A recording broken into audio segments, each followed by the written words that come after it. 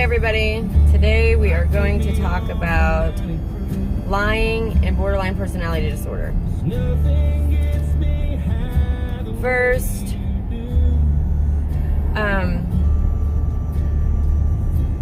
I want to just kind of give some information about pathological lying and non-pathological lying. Pathological liars tell compulsive lies without a clear motive.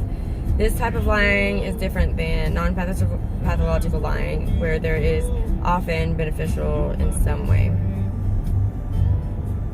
Most people that call people pathological liars or are what I guess, quote, pathological liar, unquote,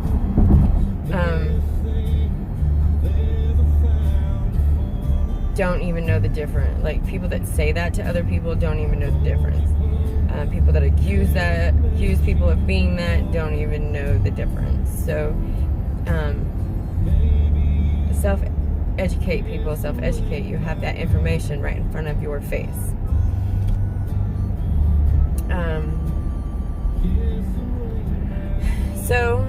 Lying is a common feature of social interactions among humans.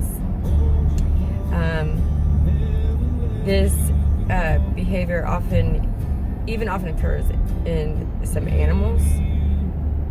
Monkeys do this. I don't know how, don't ask me. I don't speak monkey, and I did not research that. But I thought about it, trust me I did, because I would love to know how monkeys lie. Lies often lead to some benefit. For example, a person may lie to avoid social embarrassment. Why some people lie more frequently than others, it is not typically a sign of a mental health condition. So I didn't know that either.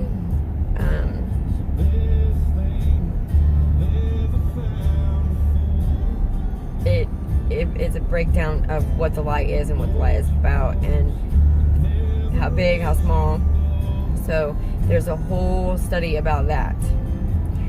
There's a whole study about just plain, like, just lying, or just liars, I guess I should say, and lies themselves.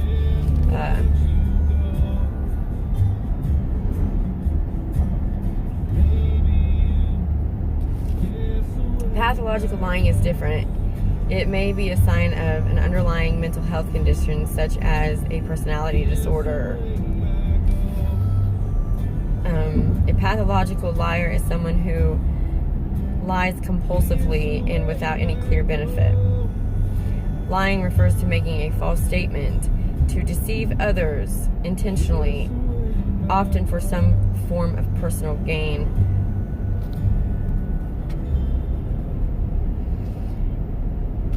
And before any judgmental thoughts or accusations can be thrown out there, listen to the rest of the podcast. This is not to degrade or make any borderline or anybody with a personality disorder uncomfortable in any way.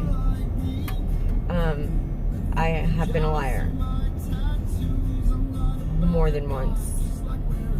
So let's continue and listen to the whole thing before we decide to have a moment. That's what I call my moments. I call them moments. Or unrational Savannah. Non-pathological lying is commonplace and not a sign of any disorder. A person who pathologically lies will lie compulsively and without clear benefit to themselves. Okay? So there we go. That's continuing that. Without clear benefit to themselves. There has been some attempts to outline the differences between a pathological lie and a non-pathological lie, but more research is necessary to make appropriate distractions. A key feature of pathological lie is that it has no obvious motivation. It is usually possible to determine why someone has told a lie, such as to benefit themselves or avoid embarrassing or stressful social frustration. But pathological lying occurs for no clear reason and does not seem to benefit the individual anyway. So that means a person does not reap any benefits from the lie that they thought they were going to benefit from. Or, I don't want to say thought, because continuing on, I'll explain some more. It is unclear whether the person who pathologically lies is aware of their deceit or is capable of thinking rationally about their lies. Studies show that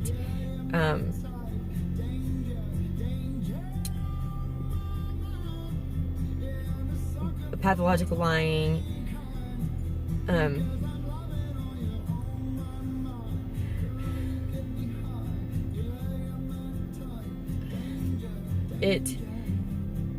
the study shows that it needs more research. Basically,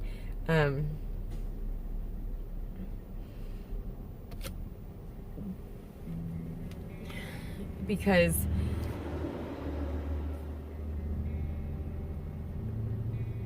how it's explained, I'm trying to use smart words here and they're just not coming to my brain.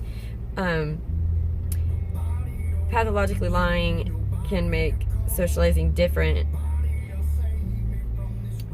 It is unclear whether a person who pathologically lies is aware of their deceit or capable of their thinking rationally about their lies.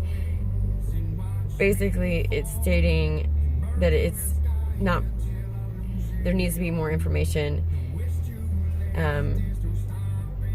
because they are unsure of if they even realize what they're doing, which I've continued information. Pathological lying can make socializing difficult and lead to significant interpersonal problems with loved ones and colleagues. So anybody that's ever dealt with personally, either you yourself or someone close to you lying, well, we know that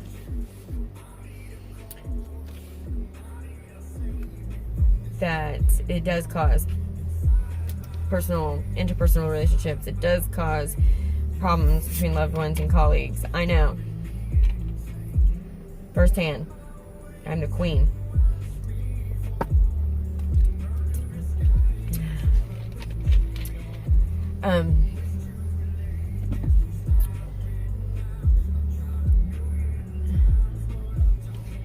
There has been little research in the area, and the causes of pathological lying are still unknown.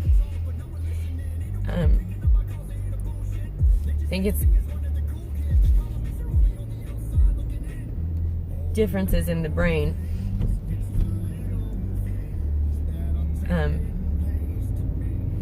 Structures different in the brain, just like with BPD or any disorder that is structural in the brain.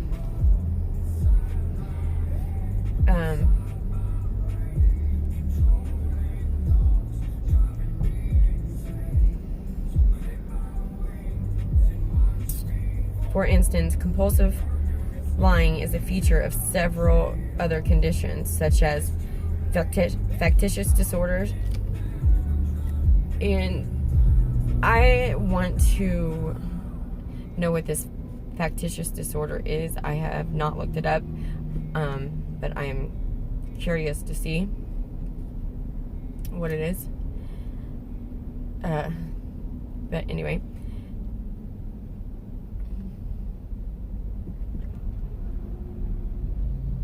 the factitious disorders and personality disorders.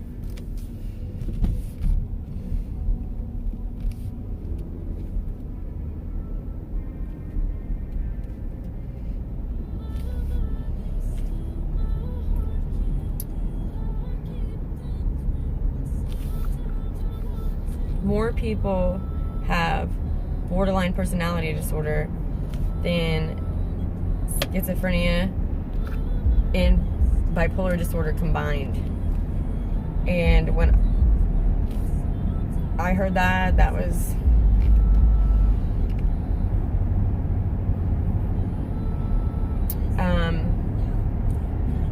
I don't want to say like shocking, but like I figured there was more bipolar disorder or bipolar diagnoses out there than bipolar or borderline.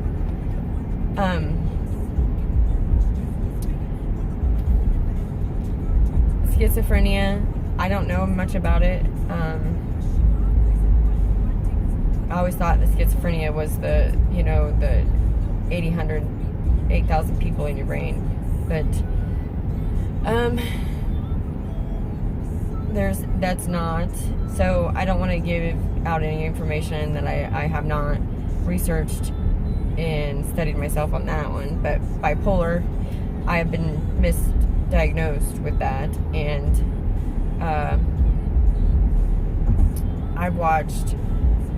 we've all watched a TV show or something or a movie with somebody that has bipolar, and I don't know the up and down and the high from the mania, and that's why I never really thought that diagnosis fit me. Weeks on end of being one way or the other, I never experienced that. So it's more, but it's talked about a lot more, and you hear it about it a lot more. I heard about borderline personality disorder for the first time in September when I was diagnosed with it.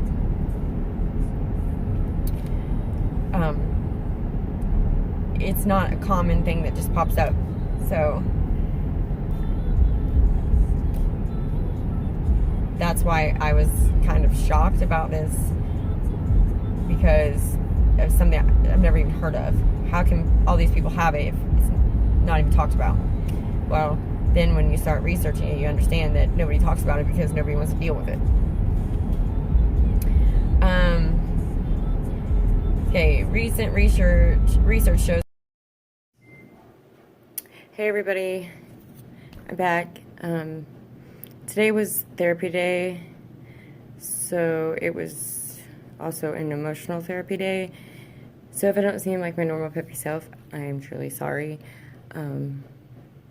But back to borderline and lying.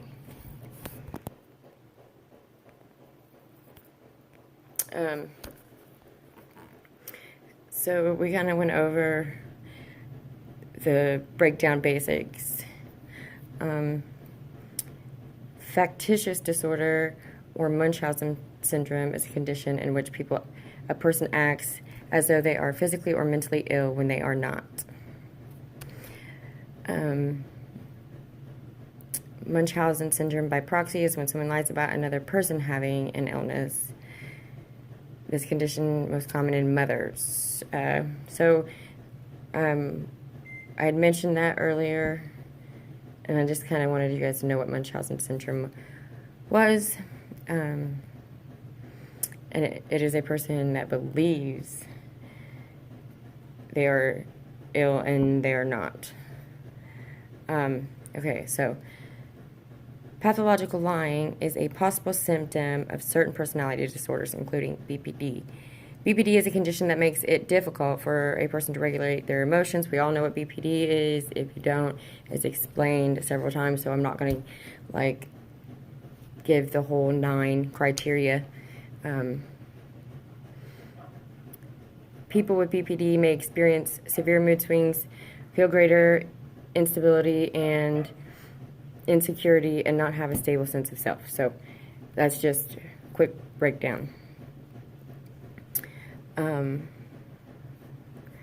Also, narcissistic personality disorder.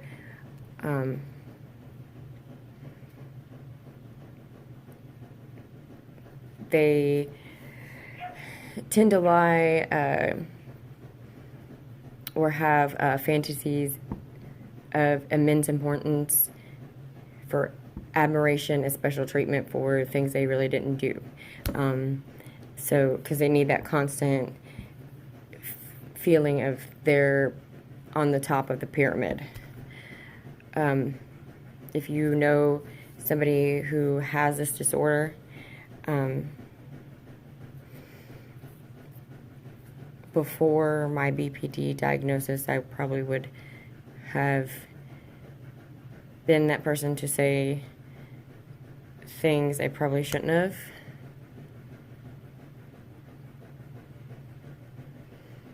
But I didn't know it was a disorder. Honestly, I really truly didn't. I did not know narcissistic personality disorder was a legit thing. I knew that a narcissist was. Having the disorder, I did not. So, a person with BPD or NPD may lie to distort reality into something that fits with the emotions that they are feeling rather than the facts. So, that's what makes sense to us. That is it is our reality in the moment. When I always like to separate myself between rational and irrational. My irrational side is in constant state of one way, and my rational side understands logical thinking. My irrational side does not understand logical thinking. So now that I realize this and I know this, it takes me longer to calm down. It takes me longer to come back to rational side. Everything hurts a little more. Everything upsets me a little more. And I have to play out every word, every breath. So let's break it down to every breath. I have to plan out every breath, every word, every action, every reaction, everything I do when I'm having an episode. I don't get like angry. I mean, I do, but not like some people with BPD get angry and have throw things and break things. I get angry for just long enough to come back. Like, I'm mad first. I'm mad. I'm not angry. I'm mad. The level of angry emotions that we go through, like, I'm the first level.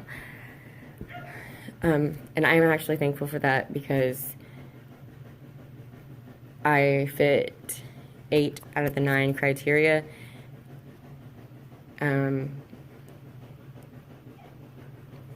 If you look at it that way, if you look at quiet BPD, I fit all 9 because I do get angry with myself.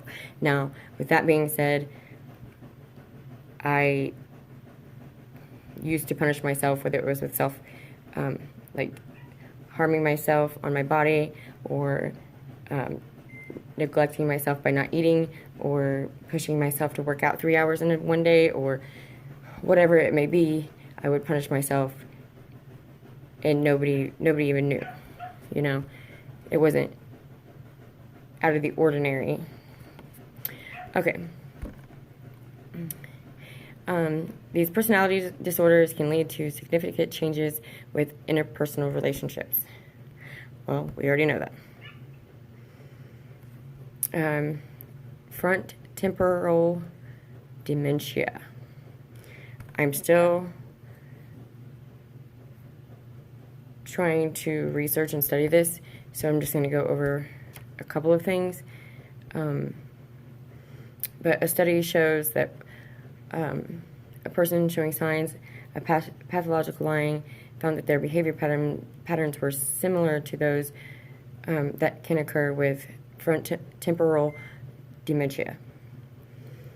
It's a form of dementia that affects the frontal and temporal brain regions and causes behavior and language changes. Inappropriate social behavior, lack of empathy, loss of insight into the behavior of others and oneself, changes in food preferences, compulsive behavior, boredom, agitation.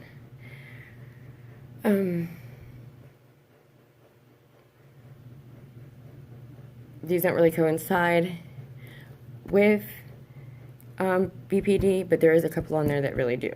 So, pathological lies often differ from ordinary lies in that they are easy for others to verify as incorrect. Pathological lies are compulsive and may start small. The lies can gradually become more elaborate and dramatic, particularly if they are necessary to cover up for an earlier lie. They become complicated by unnecessary amounts of detail.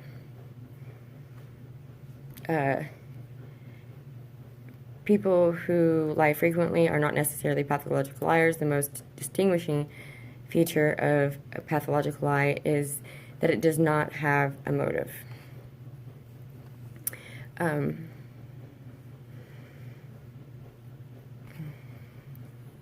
Or it does not have a motive or a unclear motive.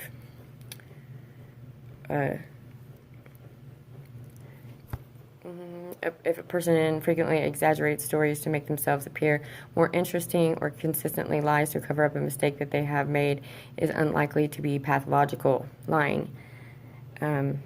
These are clearer motives with particular interest. Pathological lies are easy for others to verify, which can ultimately be harmful to the person who tells them. For example, an individual may fake false accusations and claims about a situation for others to do a simple check. There is no formal diagnosing, but doctors or therapists may recognize the behavior as a sign of another underlying condition, such as personality disorders. Disorders include overlapping symptoms, including compulsive lying. People with these conditions also display other signs. It is possible for pathological lying to be an independent symptom, as some people engage in pathological lying without having underlying medical conditions. So just the basic knowledge here to give you.